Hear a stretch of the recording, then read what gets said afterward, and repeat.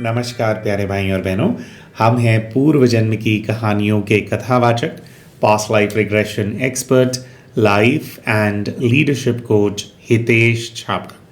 प्यारे दोस्तों, हमारे आज के इस वीडियो के अंदर हम हरियाणा की रहने वाली एक बहन हैं, उनकी पूर्व जन्म की कहानी आप सभी के सामने प्रस्तुत करने जा रहे हैं। दोस्तों, ये जिस बहन की कहानी है, उनका विवाह केवल 2 महीने के अंदर ही टूट गया है। जी हाँ, इनके घर वालों ने इनकी अरेंज मैरिज कराई थी, लेकिन इनके ससुराल घर के अंदर कुछ ऐसे कॉम्प्लिकेशंस हो गए, इनके और इनके पति के बीच में ऐसी अनबन हो गई जिससे कि इनका वहाँ पर सांस लेना भी जैसे इनको दुश्वार हो रहा था। ये बहुत बहुत ज़्यादा स्ट्रेस में चले गए थे, जिसकी वजह से इन्होंने ये डिसीजन लिया कि भाई इनको जो है अपना ससुराल घर छोड़ देना होगा। जो बात है वो बात काफ़ी बड़ी है और इन्होंने तो शुरू के अंदर ये सोच लिया था कि चलो कोई बात नहीं, फिर भी मेरा विवाह हुआ है तो जैसे तैसे मैं यहाँ पर जो है अपना समय निकालूंगी। लेकिन माहौल इतना ज़्यादा ख़राब होता गया, ये कहते हैं कि बस मेरा वहाँ पे रहना ही दुश्वार हो गया था, मुझे जीने ही नहीं दे रहे थे, तो मैं अब ज़बरदस्ती वहाँ पर कैसे रहती। तो पहले जो इनकी जो प्रॉब्लम है वो ज़्यादा इनके मायके घर से कनेक्टेड है, तो थोड़ा इनके मायके घर का आपको बैकग्राउंड दे देते हैं और फिर जो है पति के घर में क्या प्रॉब्लम हुई और आज इनकी क्या स्थिति है वो बताएंगे। फिर उसके बाद जब ये अपने पूर्व के जीवन के अंदर गए तो वहाँ पे क्या देखा, क्या कनेक्शन निकल कर के आया, वो सब भी आपके सामने प्रस्तुत करेंगे। तो ये कहते हैं कि भैया मेरे जो पिताजी हैं, मेरे पिताजी बहुत ही ज़्यादा बंधन में डाल करके रखने वाले इंसान हैं।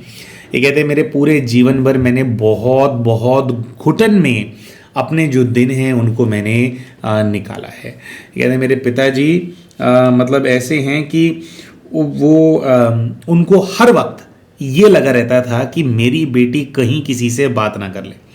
यानी कि ये कहते हैं कि मैं, जैसे इनका गांव में घर है, मायका घर है इनका, तो कह रहे अगर मैं अपने घर से ऊपर छत पर आ गई हूँ तो छत पर आ गई हूँ और पिताजी ने देख लिया कि छत पर आ गई हूँ, तो कह रहे वो बवाल काट देंगे और झगड़े करेंगे, मुझे बातें सुनाने लग जाएंगे। और कह रहे मेरे छत पे खड़े होने भर से ही वो मुझ पे ऐसे लांछन लगाएंगे कि जैसे मेरा जो मेरा चरित्र है वो बहुत ही ख़राब है, मैं एक चरित्रहीन लड़की हूँ और मुझे नैन मटक्का करना है लोगों से, इसीलिए मैं छत पे आकर के खड़ी हो गई हूँ। तो कह रहे हैं कि मेरे एक इंसान होता है कि अपने घर के अंदर बंद होता है, लेकिन घर के अंदर तो घूम सकता है ना, वो पिंजरा होता है लेकिन पिंजरे के अंदर तो घूम सकता है। यहाँ पर ये कह रहे हैं कि मुझे ये भी आज़ादी नहीं थी मेरे घर के अंदर कि मैं छत पर जा कर के खड़ी हो जाऊँ। सो ये कहते हैं कि बचपन से ही मेरे पापा बहुत ज़्यादा इस चीज़ से ऑब्सेस्ड रहे हैं, मुझे किसी से बात नहीं करने देंगे। इनके घर के अंदर ये कहते हैं मैं अकेली लड़की हूँ और मेरे बाद 2 भाई हैं मेरे। तो कह रहे हैं कि भाइयों का ऐसा नहीं है, देर कूल, देर चिल। तो कहते हैं कि हालांकि मुझे पढ़ने लिखने दिया गया, ऐसा नहीं कि मेरी पढ़ाई रोक ली गई, लेकिन कह रहे हर चीज़ के अंदर ना, जैसे एक कह रहे जो मेरे भाई हैं 1-1 साल छोटे हैं दोनों, जैसे पहले ये हैं, फिर इनका एक भाई है, फिर एक और भाई है। तो कहते हैं पिताजी हमेशा इंश्योर करेंगे कि अगर मैं कॉलेज जा रही हूँ तो कोई ना कोई साथ जाएगा ही जाएगा, कोई ना कोई लेने जाएगा ही जाएगा। तो कह रहे हर वक्त जैसे मेरे पे निगरानी रखते हैं।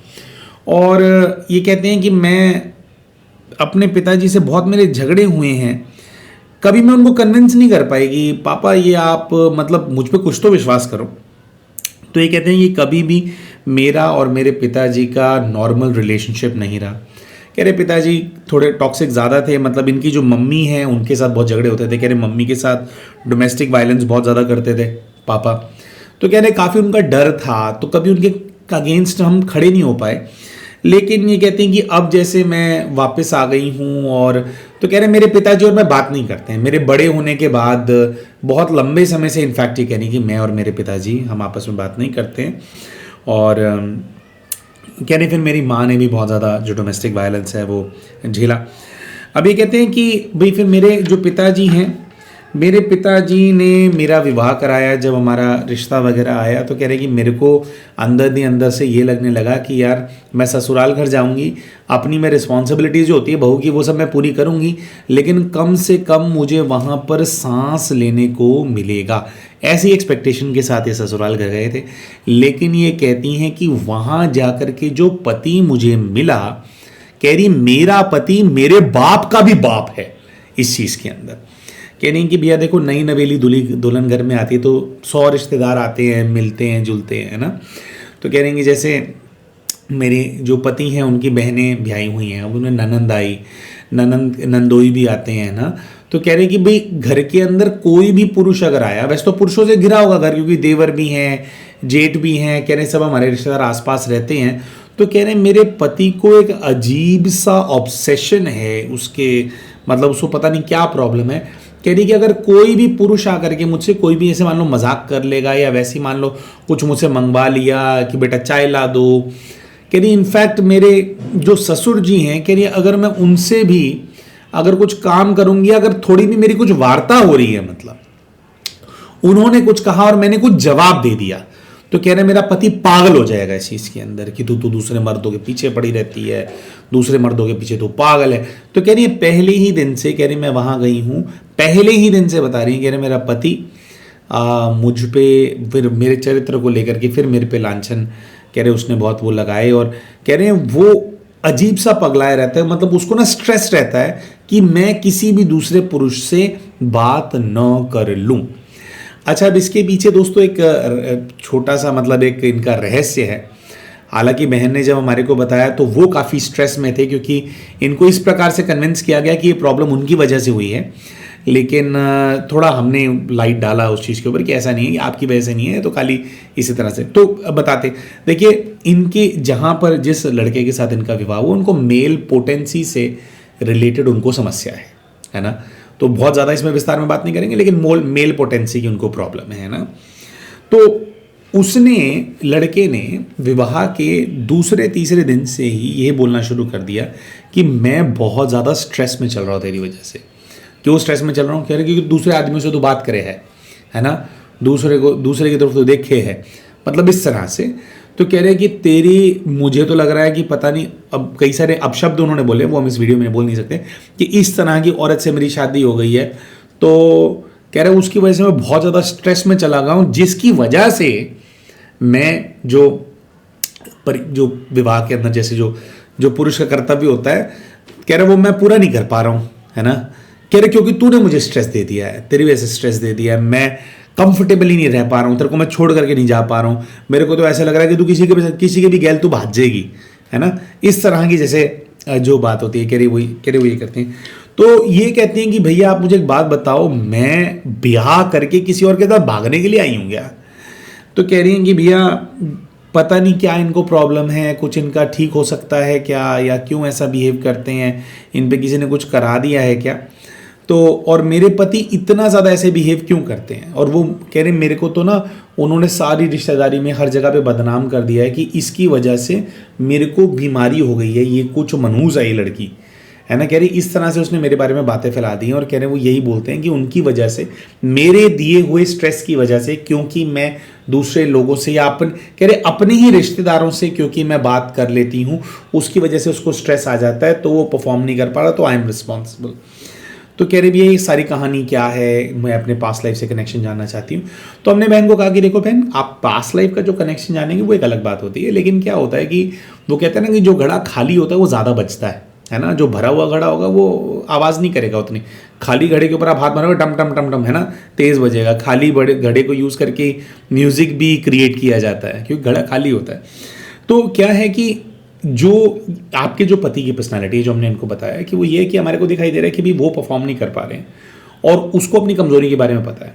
और इस प्रकार की जो कमज़ोरी होती है वो एक दिन में नहीं आती है, वो बहुत लंबे समय तक व्यक्ति जो होता है ना, उल्टे सीधे काम कर रहा होता है, या कोई इंजरी हो जाती है व्यक्ति को, तब इस प्रकार की समस्या जो व्यक्ति है उसको आती है।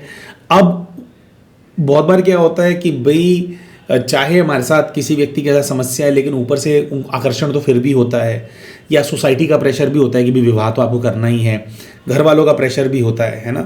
तो उस चीज़ के चलते उनको ये होता है कि मेरे को विवाह भी करना है। अब विवाह कर लिया और उस रिश्ते को निभा नहीं पा रहे हैं, तो अब वो क्या करें, अपने ऊपर तो लेगा नहीं बात को, है ना। तो सबसे इजी ये होता है कि अगर आपके अंदर कमी है तो आप इतना ज़्यादा बोलो, इतनी ज़्यादा बकवास करो कि आप सामने वाले व्यक्ति को कन्विंस कर दो कि कमी मेरे अंदर नहीं है, कमी तेरे अंदर है। तो हमने कहा कि बहन देखो, आपका रिश्ता आगे नहीं चल पा रहा है या और कॉम्प्लिकेशंस है, वो एक अलग बात है, लेकिन आप 1% भी आप इस चीज़ के जोन में मत जाना कि उनको जो प्रॉब्लम है, उस ये वाली जो प्रॉब्लम है उसके पीछे कारण आप हो। इनफैक्ट उस व्यक्ति को पता है कि यार मैं आई एम नॉट, जैसे वो कहते हैं ना कि I am not a complete male, मैं I am not a complete man, उनको पोटेंसी इश्यूज है, तो उनको ये है कि यार मेरे में कमी है। तो ऐसा व्यक्ति क्या होता है, अपने आप अपने अंदर उसकी एक भय की दुनिया बन जाती है, क्योंकि बहुत ज़्यादा सोचता है वो अपने इस चीज़ का इलाज कराने के बारे में सोचेगा नहीं, क्योंकि लगता है मेरी इज्जत चली जाएगी किसी को पता लग गया तो, है ना। जबकि आपको ट्रीटमेंट लेना चाहिए अगर कोई प्रॉब्लम है तो अपने आप अपने अंदर ये दुनिया बना लेते हैं कि भाई ये है।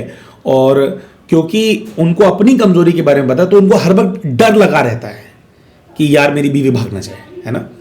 और तो हमने कहा कि बहन देखो उसके ऊपर बात ना आ जाए, इसलिए वो इतना ज़्यादा आपकी जो बदनामी है वो कर रहे हैं। और भी कह रहे उन्होंने मेरे 2-2.5-3 महीने के अंदर मेरी इमेज ऐसी बना दी है पूरे परिवार के अंदर कि जैसे मेरे तो पता नहीं कहाँ कहाँ पर अफेयर चल रहे हैं, जैसे पता नहीं मैं कितनी बुरे चरित्र की महिला हूँ। तो ये बहन जानना चाहती थी कि भैया मैं ये जानना चाहती हूँ कि मेरे पिताजी भी बचपन से इसी चीज़ से ऑब्सेस्ड रहे कि मेरा कहीं चक्कर ना चल रहा हो, मेरी किसी से बात ना हो रही हो, बातचीत ना हो रही हो। तो ये कह रहे भैया पिताजी ने भी इसी चीज़ को लेकर के मुझे बंद रखा, हमेशा ऐसे कैद सा ही रखा घर के अंदर, मैं घुटती रही। उसके बाद मैं विवाह करके गई कि पति मेरे को अच्छा मिलेगा, लेकिन पति को भी एग्जैक्टली कह रहे कारण कुछ और है, लेकिन एग्जैक्टली उसको भी यही ऑब्सेशन है कि मैं बुरे चरित्र की महिला हूं। कह रहे जबकि मेरे पास तो स्कोप ही नहीं है, गर्ल स्कूल में मैं पढ़ी, गर्ल कॉलेज में मैं पढ़ी। कह रहे बापू छोड़ने जाएगा या भाई छोड़ने जाएगा, भाई लेने जाएगा। कह रहे पूरी जिंदगी भर ये 2-3 आदमियों की तो मैंने शक्ल देखी है ठीक से, इनसे बात करिए, एक मेरा बापू है, 2 मेरे भाई हैं और कोई है ही नहीं। कजन्स तक से बात नहीं करने देते थे पिताजी। तो कह रहे मेरा ये कैरेक्टर खराब हो कैसे रहा है या कैसे हो सकता है, मुझे ये बात समझ में नहीं आ रही है। बहरहाल तो ये कह रहे हैं कि भैया 2 महीने, कह रहे मैं वहाँ गई तो मैंने तो कॉम्प्रोमाइज़ कर लिया था इस चीज़ से कि चलो मेरा ब्याह हो गया है, भाई किसी इंसान के साथ कोई भी समस्या हो सकती है, सिर्फ इसी चीज़ का तो रिश्ता नहीं होता है। तो कहते हैं मैं तो रिश्ता निभाने को तैयार थी, लेकिन अपनी ही इनसिक्योरिटीज़ की वजह से कह रहे पति ने इतना मुझे बदनाम कर दिया, इतना मुझे बदनाम कर दिया, इतना मुझे बदनाम कर दिया कि मेरा तो वहाँ पे फांसी लगाने को मन कर रहा था। तो कह रहे पता नहीं क्या मेरे अंदर आया, कौन से फरिश्ते ने मेरे कान में आके फूका कि भी यहाँ पे तो मर जाएगी, इससे बड़े तो वापस अपने बापू के घर चली जाए। तो कह रहे मैं अपने पिताजी के घर वापस आ गई। अब ये कहते हैं कि भैया देखो मेरा सेपरेशन हुआ 2-2.5 महीने में ही मैं वापस आ गई थी। वापस हम लोग का कोई पैचअप का स्कोप है नहीं। अभी भी कह रहे पिताजी ताने वगैरह मानते। कह रहे वापस आने के बाद ना थोड़ी अब मैं वो हो गई हूँ, अब मैं थोड़ा स्टैंड लेने लग गई हूँ, मतलब मेरे पिताजी से मैं वो जवाब देने लग गई हूँ कि अच्छा मैं बुरी हूँ तो ठीक है, फिर मैं बुरी ही सही। और ये कहते हैं कि क्योंकि मैं बहुत ज़्यादा हार्ट ब्रोकन थी और मुझे समझ में नहीं आ रहा था मेरे साथ क्या हुआ, तो ये कहते हैं कि अभी इनके पापा के घर पे आए हुए भी इनको 6-7 महीने हो गए हैं। तो अभी ये कहते हैं कि अभी ना पिछले 1-1.5 महीने से किसी व्यक्ति से इनकी इंटरनेट जैसे फेसबुक या इंस्टाग्राम वगैरह के माध्यम से जो है किसी इनकी बात होनी शुरू हुई है। कह रहे मेरे को वो लड़का ठीक लग रहा है, लड़का दिल्ली का है और कह रहे हैं कि भाई सब वो है, और मैंने उसको अपने बारे में बताया और वो कह रहे वो बहुत इस तरह से दिखा रहा है कि भी वो मेरे प्रति आकर्षित है और वो ये प्रॉब्लम को समझ रहा है। कह रही एक बार वो इधर मेरे से मिलने के लिए भी आया, तो हम लोग मिले, हरियाणा आया था, मतलब वो दिल्ली का ही रहने वाला है। तो कह रही मेरे को ठीक लगा वो, लेकिन कह रही है कि ना मैं ना पता नहीं क्यों उस पर भी कोई ट्रस्ट नहीं कर पा रही हूँ। वो तो ये कह रहा है कि ठीक है भाई तू अपना जो वहाँ पे डिवोर्स दे दे, उसके बाद हम लोग विवाह, अब मैं शादी करने को तैयार हूँ। कह रही मैं ट्रस्ट नहीं कर पा रही हूँ, पता नहीं क्यों। कह रही है कि मेरा बहुत बुरा एक्सपीरियंस है।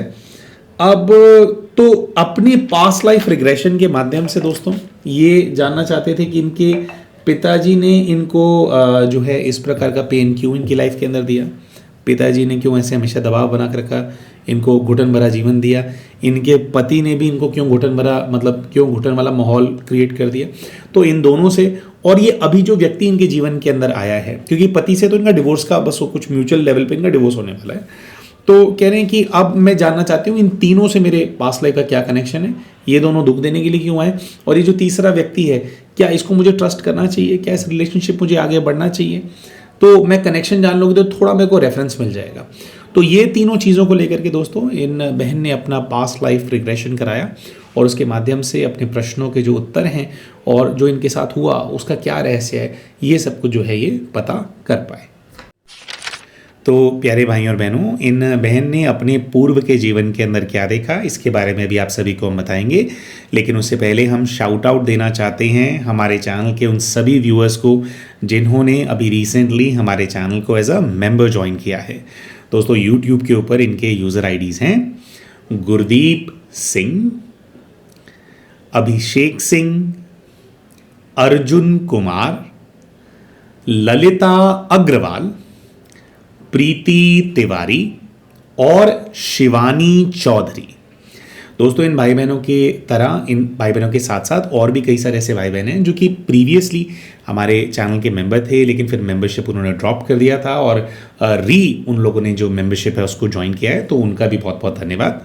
प्यारे भाइयों और बहनों, अगर आप भी हमारे चैनल के मेंबर बनना चाहते हैं और जो हमारे चैनल के मेंबर्स हैं उनके लिए जो एक्सक्लूसिवली हम ग्रुप PLR के या ग्रुप इनर चाइल्ड हीलिंग के या ग्रुप में जो वूम हीलिंग के जो सेशंस हैं हम कंडक्ट करने वाले हैं, अगर आप उनका लाभ उठाना चाहते हैं तो हमारा ये जो चैनल है, जो ये वीडियो चल रहा है, उसके नीचे आपको एक ज्वाइन बटन नज़र आ रहा होगा। तो ज्वाइन बटन का इस्तेमाल करके आप भी जो चैनल की मेंबरशिप है उसके लिए ऑप्ट कर सकते हैं।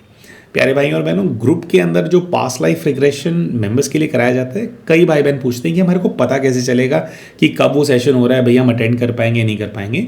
देखिए, जो ग्रुप के ये जितने भी हीलिंग के वाले सेशंस हैं, विशेषकर चाहे PLR हो, तो ये यूट्यूब लाइव के माध्यम से कंडक्ट किया जाता है। हर महीने लास्ट वीक जो होता है हर महीने का, उसके अंदर अभी फिक्स डेट नहीं होती है, लेकिन किसी एक डेट के ऊपर जो है इस सेशन को कंडक्ट किया जाता है। 8:30 PM to 10 PM का टाइम रखा जाता है। थोड़ा बहुत 15 मिनट ऊपर नीचे भी कई बार जो है हो जाता है उसके अंदर। तो ये होता है कैसे, हमारा एक व्हाट्सएप चैनल है जिसके ऊपर भाई बहन जो है फॉलो करके रखते हैं व्हाट्सएप पे हमारे को, तो उसके ऊपर हम नोटिफिकेशन डाल देते हैं कि भाई आज जो है ग्रुप PLR होने वाला है। या फिर हमारी वीडियोस में भी एक आध दिन 2 दिन पहले जब हम वीडियो डालते हैं तो उसमें भी हम बता देते हैं कि 1-2 दिन के अंदर भी हम ग्रुप PLR करने वाले हैं। तो जब हम लाइव आते हैं यूट्यूब पे, जितने भी भाई बहन होते हैं जिनके पास चैनल की मेंबरशिप होती है, जो कि मेंबर्स ओनली लाइव होता है, अब उनको पहले से ही पता होता है कि भाई इस डेट को भैया करने वाले हैं, क्योंकि 1-2 दिन पहले हमने बता दिया होता है, तो उनको नोटिफिकेशन आ जाता है। तो नोटिफिकेशन पे सिंपली आप उस पर क्लिक करेंगे तो लाइव जो है आपके सामने खुल जाता है ना। तो आप अपना जो ग्रुप PLR है उसको अटेंड आप कर पाते हैं। और जो व्हाट्सएप चैनल है उसके ऊपर भी जो लाइव है उसका लिंक हम भेज देते हैं। तो बेसिकली जो मेंबर्स होते हैं उनको तो दिखाई दे जाता है कि भाई अच्छा वो लाइव डायरेक्टली आ जाता है। जो मेंबर्स नहीं होते उनको नोटिफिकेशन आ जाता है कि भैया ये तो देखो मेंबर्स ओनली लाइव है। ठीक है, तो कोई भी भाई बहन जो ऐसा सोच रहे हो, जो अनुभव करना चाहते हो कि यार अच्छा जब ये सारे सेशंस होते हैं तो किस प्रकार की अनुभूति होती है, किस प्रकार के दृश्य हमारे सामने आते हैं, तो जैसा कि हमने कहा इस वीडियो के नीचे आपको एक ज्वाइन बटन नज़र आ रहा होगा, उसका इस्तेमाल करके आप भी जो चैनल की मेंबरशिप है उसके लिए ऑप्ट कर सकते हैं। इसी के साथ साथ प्यारे भाइयों और बहनों, अगर 1-on-1 में आप कोई भी हमारी सेवा को प्राप्त करना चाहते हैं, चाहे आप काउंसलिंग का एक सेशन रखवाना चाह रहे हैं या फिर आप चाह रहे हैं कि आपका पास्ट लाइफ रिग्रेशन किया जाए 1-on-1 के अंदर, क्योंकि जैसे जो केसेस वगैरह हम शेयर करते हैं सब 1-on-1 के सेशंस होते हैं, उसके अंदर इतना डिटेल में सब कुछ निकल करके आ पाता है। या फिर आप पास्ट लाइफ रिग्रेशन करना सीखना चाहते हैं, जो हमारा कोर्स स्टार्ट होने वाला है, आप उसके अंदर एनरोल करना चाहते हैं, तो सबके लिए आपको क्या करना होता है, हमारा जो स्क्रीन है इसके ऊपर हम आपको हमारा फ़ोन नंबर दिखाई दे रहा है 9518081745। इस फ़ोन नंबर के ऊपर आपको हमारी टीम को व्हाट्सएप पे मैसेज भेजना है सेइंग कि भाई मैं PLR कराने के बारे में सोच रहा हूँ, या मैं कोर्स के अंदर एनरोल करना चाहता हूँ या चाहती हूँ, या मुझे काउंसलिंग कराना है, तो मुझे इसकी डिटेल्स शेयर कर दी जाएँ। तो हमारी जो टीम है वो व्हाट्सएप पे मैसेजेस के माध्यम से जो सारी डिटेल्स आपके साथ शेयर कर लेते हैं, और किस प्रकार से आप कोर्स में एनरोल कर सकते हैं, किस प्रकार से आप 1-on-1 सेशन के लिए डेट एंड टाइम ले सकते हैं, वो सब कुछ जो है हमारी टीम आपकी जो हेल्प है उसके अंदर कर देती है। तो इस व्हाट्सएप नंबर के ऊपर आपको हमारी टीम को मैसेज डालना होता है अगर आपको कोई भी जो सेवा है 1-on-1 लेवल पे अगर आप उसको प्राप्त करने के बारे में सोच रहे हैं। तो आइए प्यारे भाइयों और बहनों, अब बात करते हैं कि जब ये बहन अपने पूर्व के जीवन के अंदर जाती हैं तो उसके अंदर किस प्रकार के दृश्य जो हैं वो इनको नज़र आते हैं। तो ये अपने आप को एक बिल्डिंग नुमा कोई जगह है, मतलब कोई स्ट्रक्चर है, उसके अंदर अपने आप को देखते हैं। छत की तरफ देखते हैं तो कहती है पक्की छत है, प्लेन वाइट कलर की, ऐसा नज़र आता है। ज़मीन है तो ज़मीन भी पक्की है और वाइट और ब्लैक कलर का, जैसे फर्श वाइट और ब्लैक के कुछ कॉम्बिनेशन के अंदर जो फर्श है वो बना हुआ है, वैसे पत्थर इनके लगे हुए हैं। ये कहते हैं कि वहां पर देख रही हूं तो मुझे फर्श बड़ा ठंडा ठंडा लग रहा है, क्योंकि मैं नंगे पैर खड़ी हूं। और नंगे पैरों से ध्यान ऊपर लेकर के जाते हैं तो कहते हैं मैंने वाइट कलर का मैंने लहंगा पहना हुआ है, जिसके ऊपर छोटे छोटे छोटे छोटे जो सिल्वर के मतलब जैसे कुछ वो लगे हुए हैं उसके ऊपर, है ना। वो वाइट कलर का मैंने लहंगा पहना हुआ है। और कह रहे हैं कि मैं जैसे जैसे ध्यान ऊपर लेकर के जा रही हूं तो मुझे दिखाई देता है कि मैं लगभग 31 वर्ष की कोई महिला हूं, और मेरे चेहरे पे बहुत तेज गुस्सा है। मैं एक बड़े से हॉल में खड़ी हूं, और जब हम इनको पूरा वाइब लेने गए थे भी क्या हॉल है कैसे है, तो इनको ऐसी फीलिंग आती है कि जो हॉल है ये किसी मंदिर का हॉल है, और धीरे धीरे फीलिंग आती है कि ये दुर्गा माता का मंदिर है। और ये कहती हैं कि ये जो मंदिर है जैसे धीरे धीरे भाव पैदा होने लग जाते हैं। दोस्तों देखो, जब पास्ट लाइफ रिग्रेशन किया जाता है तो दरअसल ये कोई नई चीज नहीं होती है जो आपको पता लग रही होती है, तो आपकी आत्मा की यात्रा है ना। जो स्थान आपको सेशन के दौरान दिखाई देते हैं, अपने पूर्व जीवन में आप कभी उस स्थान पे थे, तो शुरू में समझ में नहीं आता, दृश्य भी धुंधले धुंधले होते हैं, लेकिन धीरे धीरे फिर स्मृतियां आने लग जाती हैं। तो हॉल में इन्होंने कहा कि मंदिर है, दुर्गा माता का मंदिर है, और ये कहते हैं कि मंदिर जो है, जो जयपुर है सिटी राजस्थान में, वहां पर ये कोई जो मंदिर है। और हम इनसे पूछते हैं कि भाई आप यहां पर क्या कर रहे हैं, भाई किसी के साथ आप आए हैं, परिवार वगैरह के साथ आए हैं, तो और भाई गुस्से में क्यों हो, क्या चक्कर है। तो ये कहते हैं कि मैं गुस्से में इसलिए हूं क्योंकि मैं सुंदर नहीं हूं, और मुझे बहुत बहुत गुस्सा आ रहा है इस बात का। देखो, सुंदर नहीं हो का मतलब क्या है, तो ये कहते हैं कि मुझे ऐसा दिखाई दे रहा है कि मैं बहुत ज्यादा काली हूं, और बहुत मेरा काला रंग है, तो और मैं काली हूं, इसी की वजह से मैं अकेली हूं। तो अकेली हूं का मतलब ये है, ये कहती हैं कि मैं 30-32 वर्ष की आयु की हूं, लेकिन मैं विवाहित नहीं हूं। मेरी उम्र की लड़कियों के 10-10 12-12 साल के बच्चे हो गए, लेकिन मेरा आज तक शादी नहीं हुआ है क्योंकि मैं काली हूं। तो हमने इनको कहा कि भाई फिर यहां पर क्या करने के लिए आप आए हैं मंदिर के अंदर, भाई माता रानी के भक्त हो क्या, कोई गुस्सा माता रानी को कुछ वो करने के लिए आए हो। तो कह रही मैं यहां पर आई नहीं हूं, मुझे यहां पर लाया गया है। कौन लाया है? तो ये कहती हैं कि एक लड़का है जो कि लगभग 35 वर्ष उस लड़के की आयु है, वो मुझे यहां पर लेकर के आया। तो हमने कहा वो क्यों लाया? कहती कि वो लाया क्योंकि वो मुझसे प्यार करता है, और हम ये जो मंदिर है इसके अंदर हम जो है विवाह करने वाले हैं। तो हमने इनसे पूछा, क्योंकि इनको ऑब्सेशन था गोरे और काले का, तो हमने पूछा कि भाई ये जो लड़का लाया है वो भी काला है क्या? तो इनको छवि आती, कहती नहीं वो लड़का तो बहुत गोरा है लेकिन मुझसे प्यार करता है। तो हमने इनसे कहा कि भाई वो इतना गोरा है और आप कह रहे हो कि आप बहुत काले हो, अगर वाकई में आप सुंदर नहीं होते या आप सिर्फ रंग ही सब कुछ होता तो क्या वो लड़का आपसे प्यार करता? तो ये कहती है कि नहीं करता, लेकिन जो मेरे साथ हो रहा है वो इसी वजह से हो रहा है ना, क्योंकि मैं काली हूं। तो हमने कहा ऐसा क्या हो रहा है भाई, आप प्रेम प्रसंग में, तो भाई कुछ हो सकता है घर के कॉम्प्लिकेशंस भी हो। अभी हम थोड़ा इन्वेस्टिगेट कर रहे थे, धीरे धीरे स्मृतियां आ रही थी। तो इन्होंने कहा कि वो लड़का मुझे यहां पर सुबह लेकर के आया था, शाम हो गई है, लेकिन वो मुझे मंदिर में लाया और उसने कहा कि मैं आ रहा हूं, कुछ उसको व्यवस्था करनी थी, और कह रही शाम हो गई है, वो अभी तक यहां पे आया नहीं है, तो मैं गुस्से में यहां खड़ी हूं। तो हम इनसे पूछते हैं कि वो यहाँ पे आया और भी आपके घर वाले रिश्तेदार कुछ है या कोई दोस्त वगैरह? तो कहते हैं कि नहीं, हमारे घर वालों को बिना बताए हम आए हैं और हम अपने घर से भागे हैं, तो पूरे गांव को पता चल चुकी है ये वाली बात। मतलब कुछ ऐसा था कि हम लोग भाग रहे थे, वो मुझे लेकर के जा रहा था और मैं किसी ट्रॉली में बैठी या कुछ ऐसा हुआ। तो कह रही है कि सबको पता लग गया है कि हम यहां से भाग गए हैं, और बिल्कुल एक्चुअली में क्या हो रहा है गांव में ये तो मुझे पता नहीं है। गांव में वापस जा नहीं सकती हूं और वो लड़का आ नहीं रहा है। तो फिर हमने इनसे प्रश्न पूछा कि वो लड़का कब आया, है ना भाई, अभी वो चला गया, हो सकता है कुछ हो, वो लड़का कब आया?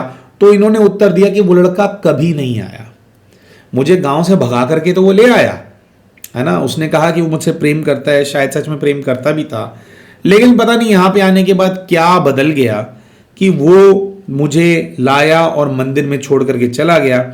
अब ये कहते हैं कि मैं मंदिर में रहने लगी हूं और इस मंदिर से कभी मैं गई ही नहीं। कह रहे इस मंदिर के अंदर ही रहना, थोड़ा यहीं की होकर के रह गई, मंदिर में ही सेवा करना, साफ सफाई करना, मंदिर में ही मुझे भोजन मिल जाता है ना। कुछ लोग कुछ थोड़ा बहुत कुछ दान दे देते हैं और कह रही है वो मुझे बस छोड़ करके चला गया। तो इसी बात का गुस्सा था कि लड़का भगा करके ले आया मेरे को घर से, लेकिन फिर ला करके मेरे साथ तो रहता। कह रहे इसकी क्या जरूरत थी, मेरी पता नहीं कितनी बदनामी हुई होगी, कितना क्या हुआ होगा, और कह रही जीवन भर का स्ट्रेस मेरे को दे करके चला गया और मैं किसी पे ट्रस्ट नहीं कर सकती अब, है ना, मेरे साथ इतना बड़ा धोखा हो गया। अच्छा, ये इस चीज के अंदर इनको ये रियलाइज हुआ था कि इनके इस जीवन के अंदर जो इनके पिताजी हैं, जिस जीवन में ये अभी जो हमने जीवन को बताया, पूर्व के जीवन में भी वही इनके पिताजी थे और इनके पिताजी कोई बहुत ही सम्मानित कोई व्यक्ति थे, है ना, जैसे प्रधान टाइप होते हैं या कोई आपके जो पंच होते हैं तो पंचों की कमेटी के कोई मेंबर वगैरह होते हैं ना, थोड़ा फैसले कराने वाला व्यक्ति या इस चीज़ के थोड़े से कुछ इज्जतदार कोई इन्फ्लुएंशियल इंसान थे इनके पिताजी। तो कह रहे हैं कि मुझे मेरे बहुत समय हो गया है और उसके बाद मुझे कई गाँव के लोग मिले हैं या मेरे को खबर मिल जाती है, मेरा जो गाँव है वो 20-30 किलोमीटर दूर है इस मंदिर से, इतना भी मतलब दूर नहीं है।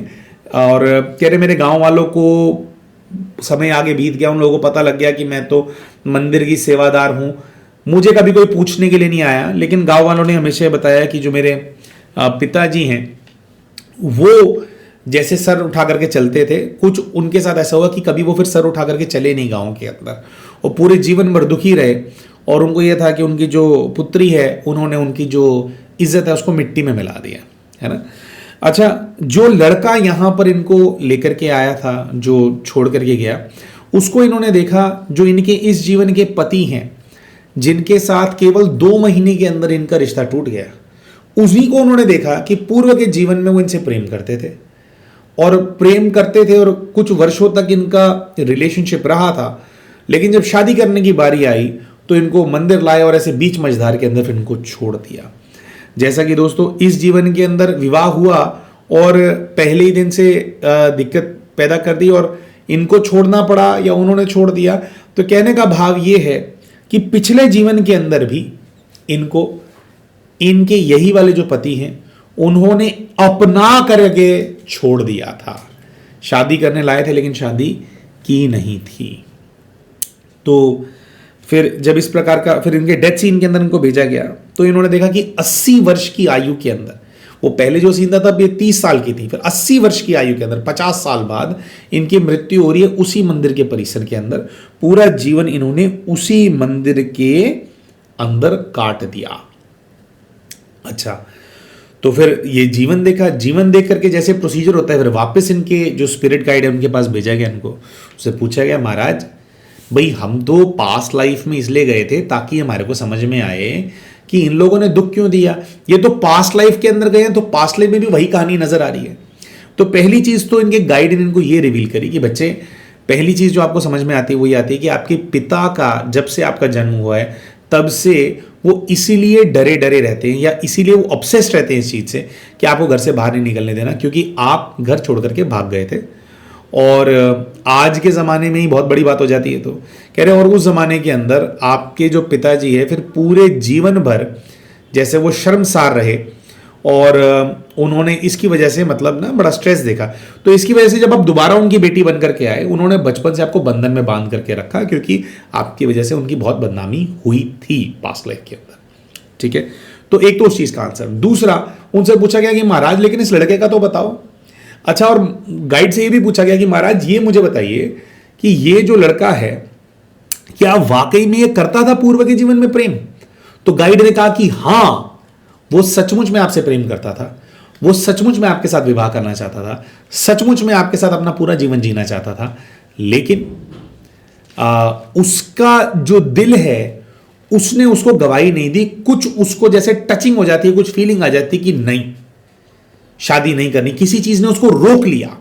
अब वो किस चीज ने उसको रोक लिया, इसका जो रहस्य है और पीछे के जीवन में बच्चे और पीछे के जीवन के अंदर जाओ तो आपको पता लगेगा कि उसने ऐसा क्यों किया।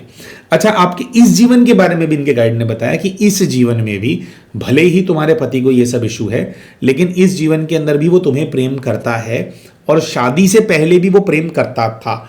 इनका जो विवाह हुआ है, जो लड़का है वो 1-2 किलोमीटर के अंदर के रेडियस के रहने वाला ही है, मतलब इन्हीं के स्थान का है, जिस शहर में ये रहते हैं उसी शहर का रहने वाला वो लड़का, शहर गांव जो भी है वहाँ का रहने वाला वो है। तो उन्होंने काफ़ी इनको नोटिस किया है काफ़ी लंबे समय से, तो उसका बहुत आकर्षण था इनके अंदर।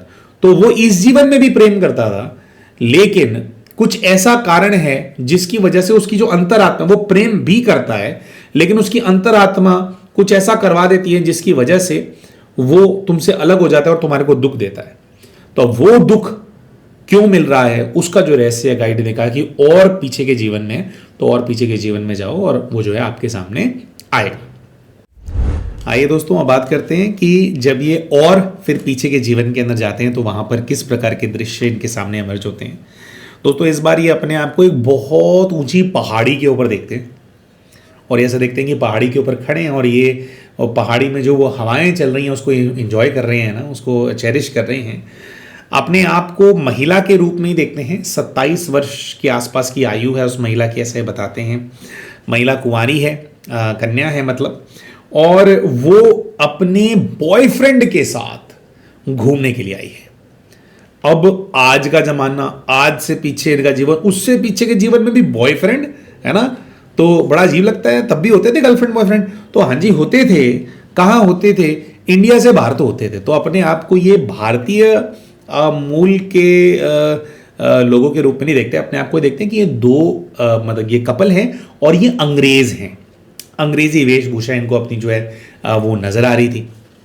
अब कहाँ के अंग्रेज हैं? इंग्लैंड है, यूरोपियन है, कौन सा देश है एग्जैक्टली वो चीज़ इसमें जो है कवर जो नहीं हो पाई, लेकिन वो बस ये नजर आया कि भी पहाड़ियों और पहाड़ियों पे हम घूमने के लिए आए हैं। इनके साथ एक लड़का है और जो लड़का है वो इनको बहुत बहुत ज़्यादा प्यार करता है, लेकिन ये कहते हैं कि भाई मैं उसके साथ घूमने के लिए आई हूं तो मुझे ना कुछ चिड़चिड़ सी हो रही है उसके अंदर से, उसके प्रति उसकी चिड़चिड़ सी क्यों हो रही है? तो ये कहते हैं कि ये जो लड़का है ना, मेरे को लग रहा है बहुत ज्यादा चेप मेरे को लग रहा है।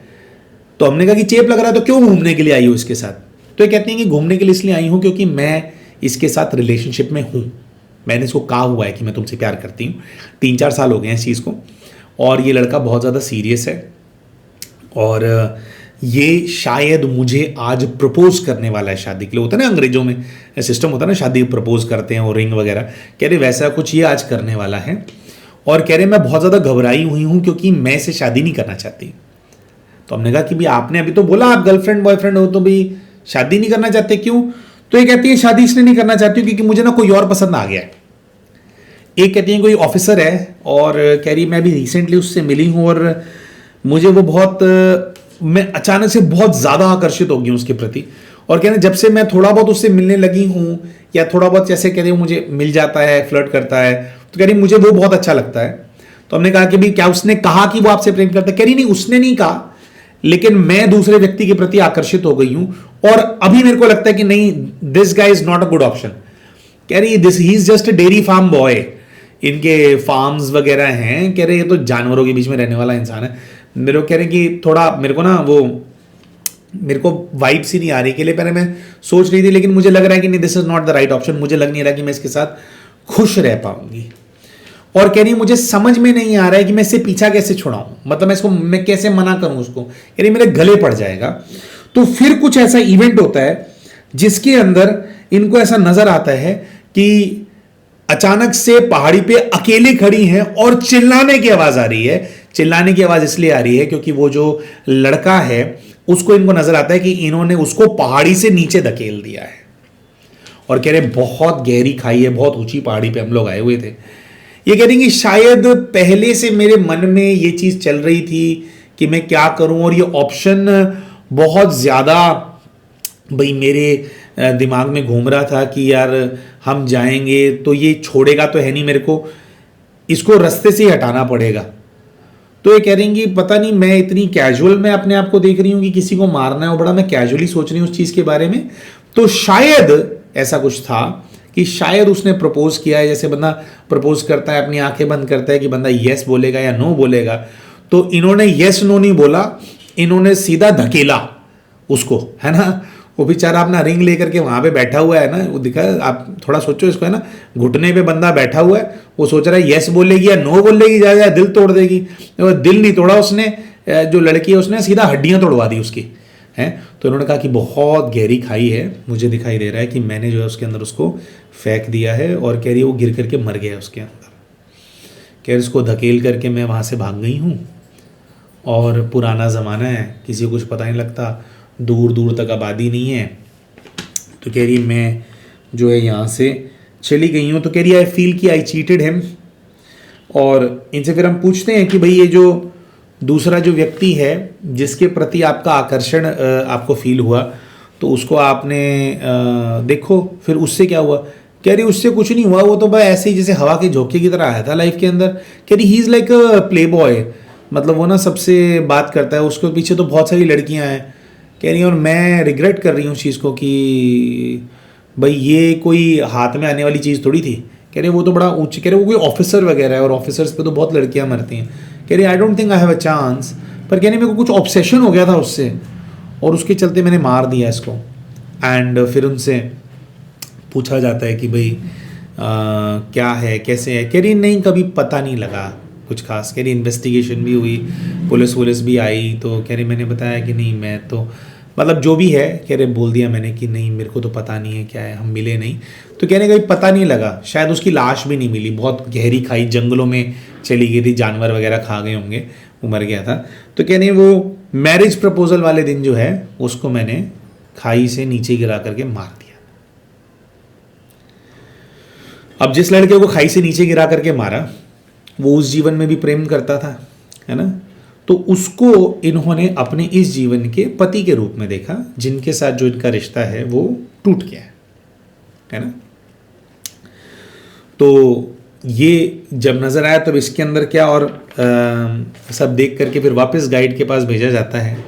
तो गाइड के पास वापस भेजा गया दोस्तों। तो गाइड ने इनको बताया कि बच्चे वो जो आत्मा है वो प्रेम बहुत करती हैं आपसे, मतलब वो बहुत आपके साथ रहना चाहती हैं, लेकिन जो धोखा उसको मिला था, जिस तरह से जिस दिन उसको मार दिया गया था, जब वो आपके साथ फाइनली स्टेज में आता है कि अब वो आपके साथ रहेगा, या जब वो विवाह कर लेता है, विवाह करने वाला जब वो होता है, तो कह रहे हैं उसके अंदर की वो जो याद, वो जो धोखा है, उसकी एनर्जी उस पर हावी हो जाती है। तो वो रहना भी चाहता है लेकिन आपके साथ वो रह भी नहीं पाता, क्योंकि जो उसके साथ हुआ था वो बहुत बुरा हुआ था।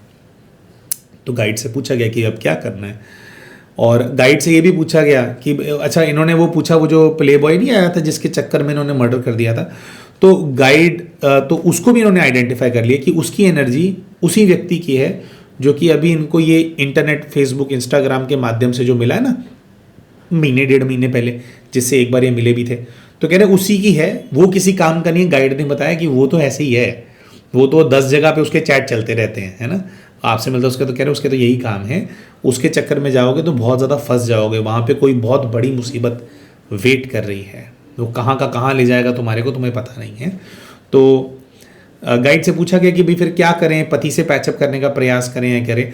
तो गाइड ने कहा कि नहीं बच्चे, जो चीज़ जो निकल गई है गाड़ी, कह रहे वो वापस नहीं आएगी। आपने बुरा किया था, उस बच्चे ने भी जो आपको दुख देना था, जो पिछला वाला जो आपका जीवन है उसके अंदर, तो आप फिर 50 साल तक आप भी सोचते रहे कि आपके साथ ऐसा क्यों हुआ। तो बहुत दुख आपको मिला है, उस बच्चे से भी वापस आपको काफ़ी पेट मिल गया है। तो कह रहे हैं लेकिन आप लोगों आपस में आप बस नहीं पाओगे। और गाइड ने कहा कि बच्चे तुम्हारा ना रास्ता कुछ और है, तुम्हारा पर्पस कुछ और है।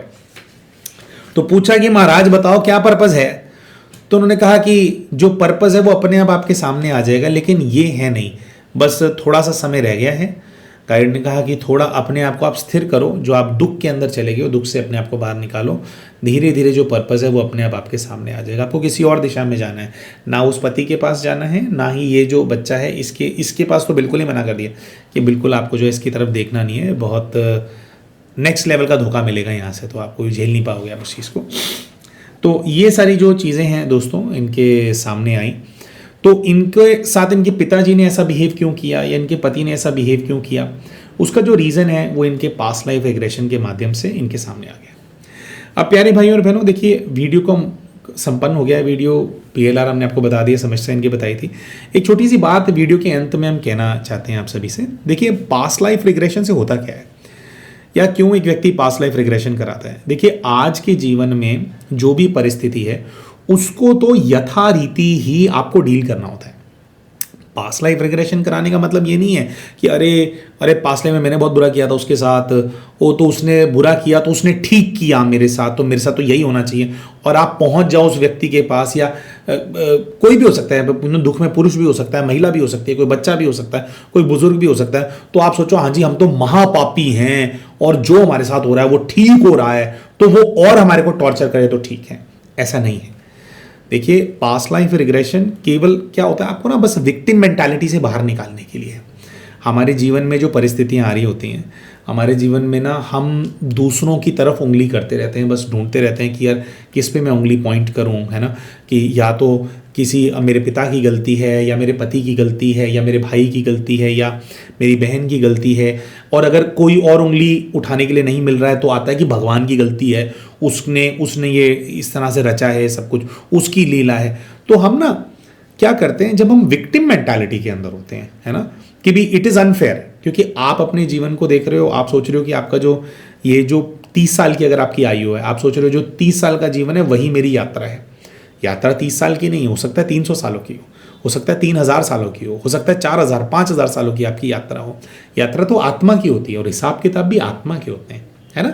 इसीलिए बहुत बार क्या होता है, अब जन्म होता है, जन्म से ही हिसाब किताब शुरू हो जाते हैं, क्योंकि पिछले जन्म में अभी क्लियर नहीं हुए थे, है ना जी। तो क्या है कि PLR आपको विक्टिम मेंटालिटी से बाहर निकलने में आपकी हेल्प करता है। अच्छा, आपके साथ बुरा हुआ तो ये बहन देखो इतने महीनों से, जब से इनका ये वो छोड़ छोड़ा हुआ है, इनका दुख में है, डिप्रेशन में है, लेकिन अब इन्होंने देखा कि यार मैंने क्या किया था, तो वो देख करके इंसान को संतोष आ जाता है कि यार हम ऐसा करेंगे तो ऐसा कुछ हमारे सामने भी तो आएगा ना, तो चल ठीक है।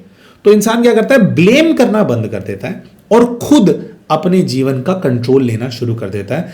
यानी कि हमारी परिस्थिति को हमारे को जो ठीक करना है, हमारे लोगों को नहीं, परिस्थिति को जो हमारे जीवन में हमारे को ठीक करना है, जो हम इंडिपेंडेंट नहीं है, जो हम इमोशनली दूसरों पे डिपेंडेंट है, उस सब से बाहर निकलने में हमारी हेल्प करता है। फिर हम खुद अपने लिए काम करने लगते हैं, खुद अपने लिए काम ढूंढते हैं, अपने पैरों पे खड़ा करने हो। मतलब जब आप विक्टिम मेंटालिटी से बाहर निकलते हो ना, आप समझते हो कि यार मैं विक्टिम नहीं हूं, मैं तो कल्प्रिट हूं, भाई उन्होंने किया लेकिन मैं भी तो करके आया हूं, तो करा तो मेरे सामने आएगा ना। तो हम रोने पर जो पहले फोकस कर रहे थे अपनी लाइफ के अंदर, ब्लेम करने में, कंपेयर करने में जो फोकस कर रहे थे, उससे हमारा फोकस चेंज हो जाता है। हम मेहनत पे, कर्म पे, बहुत सारा हमारा जो वैसे पुरुषार्थ होता है वो हम करते हैं, और फिर स्पिरिचुअल लेवल पे कैसे हमारे को जो सोल्स हैं उनसे हमारी जो इश्यूज हैं हमारे को सॉर्ट करने, हम इन सब चीज़ों के ऊपर अपनी लाइफ के अंदर फोकस करने लग जाते हैं। उससे हमारे जो जीवन है उसके अंदर इंप्रूवमेंट आने लग जाता है। तो ऐसा भी नहीं है कि PLR कराया तो PLR से सारी प्रॉब्लम सॉल्व होगी। बस ये क्या है कि आपको वो सत्य दिखा देता है, या वो सत्य तक पहुंचने में आपका एक थोड़ा सा सहायता आपकी कर देता है, जो सत्य आपको पता नहीं है। मतलब हमारे को सत्य पता था अपने जीवन का, लेकिन अधूरा सत्य पता था, पूरा सत्य हमारे को नहीं पता था, तो पूरे सत्य तक पहुंचने में हेल्प कर देते हैं।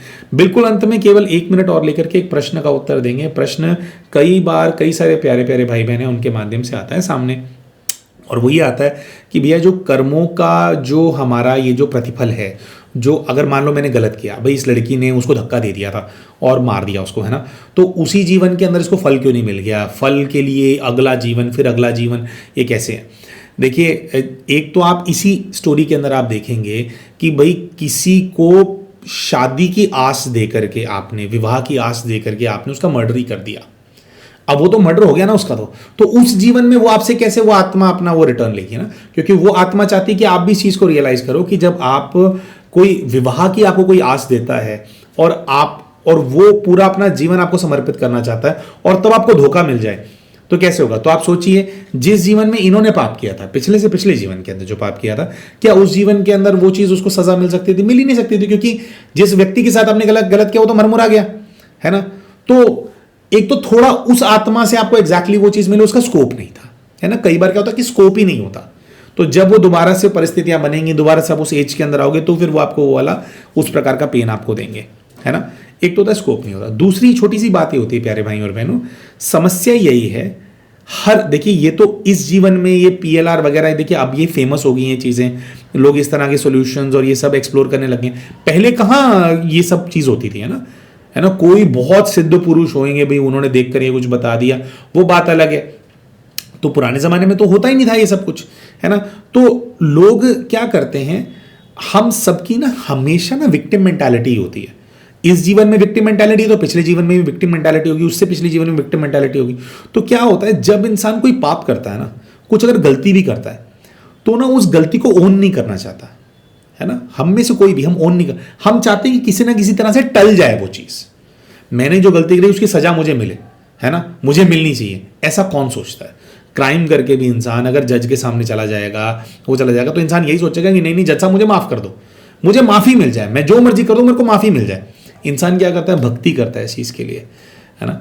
तो बहुत सारे लोग बोलते हैं कि यार भक्ति करने वाले बहुत सारे लोग होते हैं, लेकिन मतलब बुरे बुरे काम करते हैं, क्योंकि कई लोग भक्ति करते ही इस चीज़ के लिए, है ना। भगवान का नाम इसीलिए लेते हैं कि हमने जो पाप किए हैं वो पाप की सजा हमारे को ना भुगतनी पड़े। भगवान से प्रेम होता है इसलिए थोड़ी करते हैं। या जो परमात्मा अपना कार्य धरा पे कराना चाहते हैं, जो सेवा वो कराना चाहते हैं, जो सबकी पालना वो करना चाहते हैं, उसके अंदर मुझे भी मेरा पार्ट प्ले करना है, ये जो भावना है, पिता पुत्र की जो भावना होगी या भगवान भक्त की जो भावना होगी, इस भावना से तो बहुत कम लोग करते हैं। आप देखेंगे जो ऐसी भावना के साथ जीने वाले लोग होते हैं, उनके जो हिसाब किताब होते हैं वो अभी गलती हुई अभी के अभी सॉर्ट हो जाता है उनका, हो जाता है उनका। लेकिन ये जो लोग जो जन्मों जन्मों तक भोग रहे हैं, और ये भी एक ट्रॉमा है कि क्यों मेरे साथ हो रहा है, क्योंकि अगले जीवन में तो पता ही नहीं उनके साथ क्यों हो रहा है, तो वो इसीलिए भोग रहा है उस ट्रॉमा को, क्योंकि उसने कई जन्मों तक अवॉइड किया उसको। हम सबके पास, आपके पास, मेरे पास, जब हम परमात्मा के घर से नीचे आते हैं, हम सबके पास भाग्य होता है, ठीक है। अब उस भाग्य को हम थोड़ा थोड़ा भी यूज कर सकते हैं, या और दूसरों का भला करने में भी यूज कर सकते हैं और फर्दर अपना भाग्य बढ़ा सकते हैं। या कुछ लोग क्या करते हैं, जो अब ये आत्मा का अपना अपना संस्कार है, क्यों करते हैं तो वो करते हैं, है ना। मेरे पास बहुत ज्यादा भाग्य है, मैंने कुछ पाप कर दिया, अब वो पाप का फल मेरे सामने आता है, लेकिन जो आना ही है, लेकिन जो मेरा भाग्य है उसकी पावर को यूज करके हम उसको ना स्किप कर देते हैं, आगे बढ़ जाते हैं। जैसे उदाहरण के तौर पे कुछ लोग भक्ति से कर लेते हैं, उन्होंने भाई उनके ऊपर कोई बहुत बड़ी आपदा आई, है ना, बहुत सारी आत्माएं वगैरह आ गई, कुछ आ गई। भाई आत्माएं क्यों आई, क्योंकि आपने उनके साथ कुछ गलत किया था। तो आप क्या करेंगे, कई लोग क्या करते हैं, ज्यादातर लोग वैसे यही करते हैं कि उन आत्माओं, वो आत्माएं आत्मा बनी क्यों, मेरे पे क्यों हावी हैं, मुझे क्यों तंग कर रही हैं, ये सब नहीं सोचेंगे। बस ये सोचेंगे यार किसी ने कुछ करा दिया, बस इनको भगाओ यहां से, है ना। तो आप जो है किसी के पास जाएंगे, या आप कोई जप तप करेंगे, आप योग करेंगे, इसलिए आप नहीं करेंगे कि मेरी जो गलती है मैं उसको कुछ प्रायश्चित कर लूँ, इनको बेचारों को मैं मुक्त कराऊं, ये सब सोचेंगे नहीं। हम सोचेंगे भाई भगा दो इनको। अब आप अगर कोई भक्ति कर रहे हो या कोई तप कर रहे हो, अगर अच्छी तरह से आप उसको करते हो तो उसका ना फल मिलता ही है आपको। तो उसके उस फल को लोग क्या करते हैं, अपनी प्रॉब्लम को अवॉइड करने में यूज करते हैं। जन्म जन्मांतर हम लोग अवॉइड करते रहते हैं, अलग अलग मेथड्स यूज करते हैं, कभी अपना भाग्य यूज कर लिया, कभी भक्ति का बल यूज कर लिया, उसको अवॉइड करते हो। तो ये जो लोगों को उसी जन्म में पाप की सजा नहीं मिलती ना, ये इसलिए नहीं है कि भगवान ने आपको सजा नहीं दी। अगेन वो that is pointing finger at God, कि यार तू बाद में क्यों सजा दे रहा है। भगवान सजा नहीं दे रहा है, हमने कर्म किया, हमारा कर्म हमारे सामने आना है, तो हम भाग रहे थे बार बार उससे। तो हम भाग रहे थे, तो कब तक हम भागेंगे। फिर ना वो क्या इकट्ठे होते रहते हैं। मान लो हमारे किसी एक जन्म में एक दुश्मन था, तो वो किसी दूसरे जन्म में दो थे, तो आपने एक को अवॉइड किया, दूसरे को अवॉइड किया, फिर तीसरे जन्म में किया। ये तो हम छोटा सा एग्जांपल ले रहे हैं, जीवन कितना बड़ा होता है ना। तो वो ना फिर इकट्ठा होता रहता है। फिर एक टाइम ऐसा आता है कि वो इतना इकट्ठा हो जाता है कि अब आप उससे भाग नहीं पाओगे, वो चारों तरफ से आपको घेर लेते हैं। यही परिस्थितियां लोगों के साथ होती हैं। फिर वो कहते हैं कि पिछले जन्म में मेरे को सजा क्यों नहीं मिली थी। आपको इसलिए नहीं मिली थी क्योंकि आप भाग गए थे। So it is not on God, it is कि हम लोगों के पास होता है मेथड भागने का। इसीलिए बोलते हैं कि भगवान के घर में देर है लेकिन अंधेर नहीं है। वो भगवान के घर में बोलते हैं, लेकिन कहने का भाव ये है कि आपने जो किया है, जो हमारे जो भी कर्म है, चाहे अच्छे हैं बुरे, वो हमारे पीछे पीछे, हम लग रहा है कि हम भाग के बहुत आगे आ गए, वो भी पीछे पीछे आ रहे हैं, वो कैचअप कर लेंगे। कभी तो हम थकेंगे ना, है ना। तो जब हम थक जाते हैं, हमारे में उतनी क्षमता नहीं होती, तो सब घेर करके फिर जो है हमारे को दुख देते हैं। तो जैसा कि हमने कहा प्यारे भाई और बहनों, जो PLR है ये ऐसा नहीं है कि इससे आपके पाप मिट जाएंगे, लेकिन आप जब हम PLR करते हैं तो मैं क्यों किस परिस्थिति के अंदर आया, उसका जो पूरा सत्य है वहाँ तक पहुँचने में हमारा सहयोग करता है। और यात्रा तो बहुत बड़ी होती है है ना, और भी इनके कितने जन्म होंगे साथ में, लेकिन जो मोटा मोटा है कि अच्छा कहाँ से क्या है, मोटी मोटी जो प्रॉब्लम है, काफ़ी उसको ये आइडेंटिफाई करने में आपकी हेल्प कर देता है। ठीक है जी।